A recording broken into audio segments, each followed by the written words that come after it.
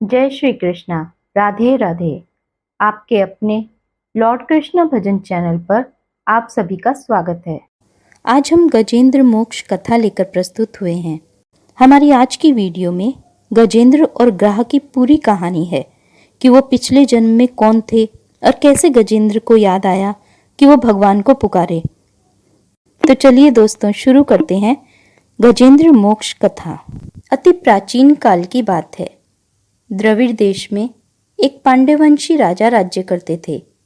उनका नाम था इंद्रद्युम्न। वे भगवान की आराधना में ही अपना अधिक समय व्यतीत करते थे। यद्यपि उनके राज्य में सर्वत्र सुख शांति थी, प्रजा पूर्ण रूप से संतुष्ट थी, तथापि राजा इंद्रद्युम्न अपना समय राजकार्य में कम ही दे पाते थे। वे कहते थे, भगवान विष्णु ही मेरे राज्य की व्यवस्था करते हैं, अतः वे अपने इष्ट परम प्रभु की उपासना में ही मग्न रहते थे। राजा इंद्रद्युम्न के मन में आराध्य आराधना की लालसा दिन प्रतिदिन बढ़ती ही गई। इस कारण वे राज्य को त्याग कर मलय पर्वत पर रहने लगे। उनका वेश तपस्वियों जैसा था। सिर के बाल बढ़कर जटा के रूप में हो गए थे। वे निरंतर परब्रह्म परमात्मा की आराधना में तल्लीन रहते। उनके मन और प्राण भी श्री हरि के चरण कमलों में मधुकर बने रहते। इसके अतिरिक्त उन्हें जगत की कोई वस्तु नहीं सुहाती। उन्हें राज्य, कोष, प्रजा तथा पत्नी आदि किसी प्राणी या पदार्थ की स्मृति ही नहीं होती थी। एक बार की बात है, राजा इंद्रद्युम्न प्रतिदिन की भांति स्नानादि से निवृत्त होकर सर्वसमर्थ प्रभु की उपासना में तल्लीन थे। उन्हें बाह्य जगत का तनिक भी ध्यान नहीं था। संयोगवश उसी समय महर्षि अगस्त्य अपने समस्त शिष्यों के साथ वहां पहुंच गए, लेकिन न पाद्य, न अर्घ्य और न स्वागत। मौनव्रती राजा इंद्रद्युम्न परम प्रभु के ध्यान में निमग्न थे। इससे महर्षि अगस्त्य कुपित हो गए। उन्होंने इंद्रद्युम्न को शाप दे दिया। इस राजा ने गुरुजनों से शिक्षा नहीं ग्रहण की है और अभिमानवश परोपकार से निवृत्त होकर मनमानी कर रहा है। ऋषियों का अपमान करने वाला यह राजा हाथी के समान जड़ बुद्धि है, इसलिए इसे घोर अज्ञानमयी हाथी की योनि प्राप्त हो। महर्षि अगस्त्य भगवत भक्त इंद्रद्युम्न को यह श्राप देकर चले गए। राजा इंद्रद्युम्न ने इसे श्री भगवान का मंगलमय विधान समझकर प्रभु के चरणों में सिर रख दिया। क्षीर सागर में त्रिकूट नामक एक प्रसिद्ध एवं श्रेष्ठ पर्वत था। उसकी ऊंचाई आसमान छूती थी। उसकी लंबाई चौड़ाई भी चारों ओर काफी विस्तृत थी। उसके 3 शिखर थे, पहला सोने का, दूसरा चांदी का, तीसरा लोहे का। इनकी चमक से समुद्र, आकाश और दिशाएं जगमगाती रहती थीं। इनके अलावा उसकी और कई छोटी चोटियां थीं जो रत्नों और कीमती धातुओं से बनी हुई थीं।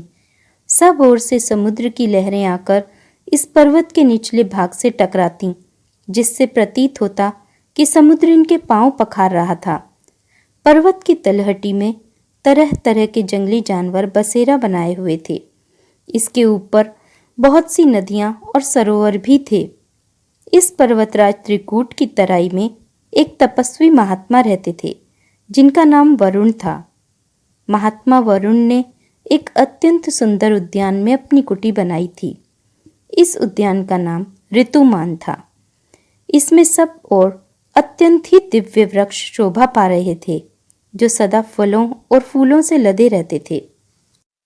इस उद्यान में एक बड़ा सा सरोवर भी था, जिसमें सुनहले कमल भी खिले रहते थे तथा विविध जाति के कुमुद, उत्पल, शतदल कमल अपनी अनूठी छटा बिखराते थे। हंस, चक्रवाक और सारस आदि पक्षी झुंड के झुंड भरे हुए थे। मछली और कछुओं के खिलवाड़ से कमल के फूल जो हिलते थे, उससे उनका पराग झड़कर सरोवर के जल को अत्यंत सुगंधित कर देता था।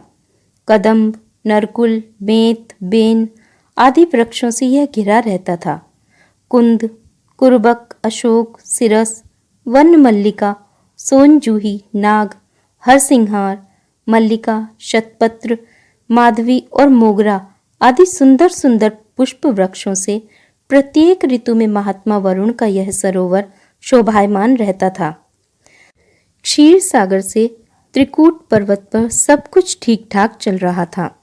एक बार एक दर्दनाक घटना घट गई। इस पर्वत के घोर जंगल में एक विशाल मतवाला हाथी रहता था। वह कई शक्तिशाली हाथियों का सरदार था।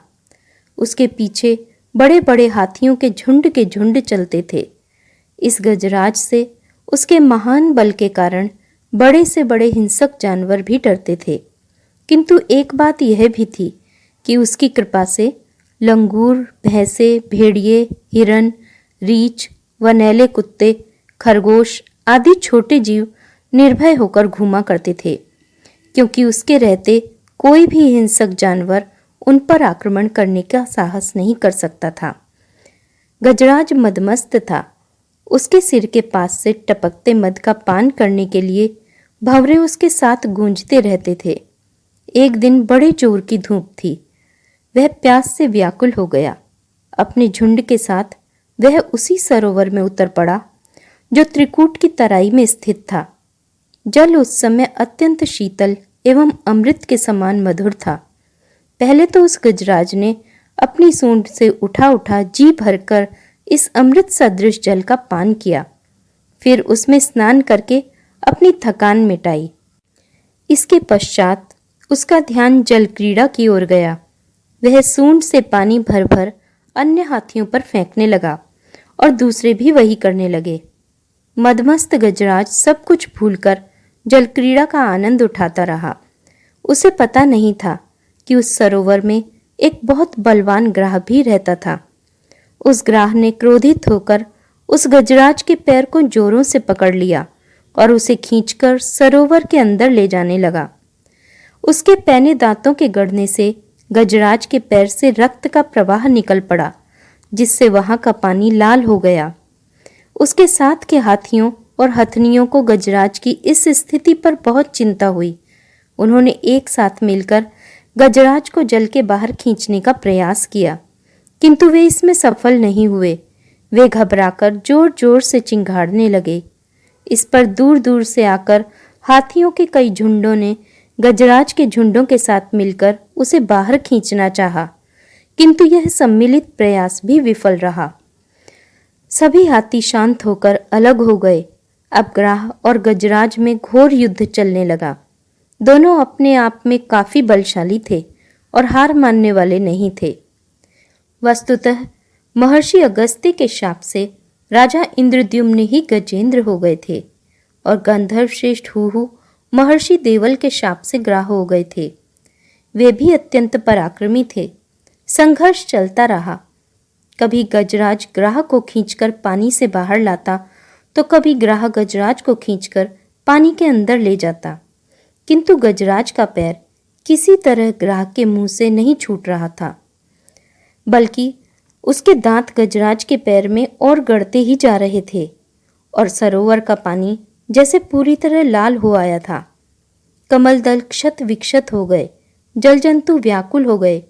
गजेंद्र और ग्राह का संघर्ष 1 सहस्त्र वर्ष तक चलता रहा। दोनों जीवित रहे। यह दृश्य देखकर देवगण चकित हो गए। अंत में अधिक रक्त बह जाने के कारण गजराज शिथिल पड़ने लगा। उसे लगा कि अब वह ग्राह के हाथों परास्त हो जाएगा। उसके शरीर में शक्ति और मन में उत्साह नहीं रहा, परंतु जलचर होने के कारण ग्राह की शक्ति में कोई कमी नहीं आई। उसकी शक्ति बढ़ गई। वह नवीन उत्साह से अधिक शक्ति लगाकर गजेंद्र को खींचने लगा। असमर्थ गजेंद्र के प्राण संकट में पड़ गए। उसकी शक्ति और पराक्रम का अहंकार चूर चूर हो गया। वह पूर्णतया निराश हो गया, किंतु पूर्व जन्म की निरंतर भगवत आराधना के फलस्वरूप उसे भगवत स्मृति हो आई। उसने निश्चय किया कि मैं कराल काल के भय से चराचर प्राणियों के शरण्य सर्वसमर्थ प्रभु की शरण ग्रहण करता हूँ। इस निश्चय के साथ गजेंद्र मन को एकाग्र कर पूर्व जन्म में सीखे श्रेष्ठ स्तोत्र द्वारा परम प्रभु की स्तुति करने लगा। गजेंद्र की स्तुति सुनकर सर्वात्मा सर्वदेव रूप भगवान विष्णु प्रकट हो गए। गजेंद्र को पीड़ित देखकर भगवान विष्णु गरुड़ पर आरूढ़ होकर अत्यंत शीघ्रता से उक्त सरोवर के तट पर पहुंचे। जब जीवन से निराश तथा पीड़ा से छटपटाते गजेंद्र ने हाथ में चक्र लिए गरुड़ारूढ़ भगवान विष्णु को तीव्रता से अपनी ओर आते देखा, तो उसने कमल का एक सुंदर पुष्प अपनी सूंड में लेकर ऊपर उठाया और बड़े कष्ट से कहा, नारायण, जगत गुरु, भगवान, आपको नमस्कार है।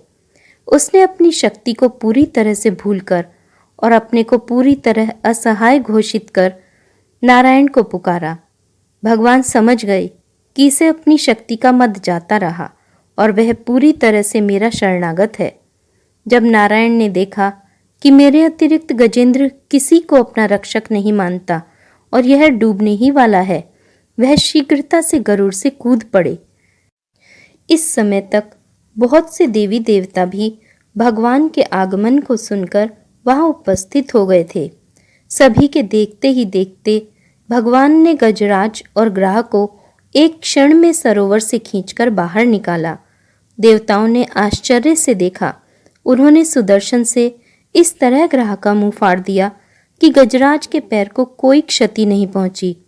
ब्रह्मादि देवगण श्री हरि की प्रशंसा करते हुए उनके ऊपर स्वर्गिक सुमनों की वृष्टि करने लगे।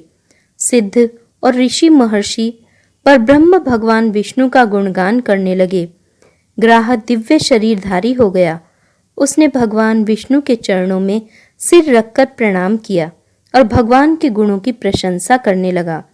भगवान विष्णु के मंगलमय वरद हस्त के स्पर्श से पाप मुक्त होकर अभिशप्त हुहु गंधर्व ने प्रभु की परिक्रमा की और उनके त्रैलोक्य वंदित चरण कमलों में प्रणाम कर अपने लोक चला गया। भगवान विष्णु ने गजेंद्र का उद्धार कर उसे पार्षद बना लिया।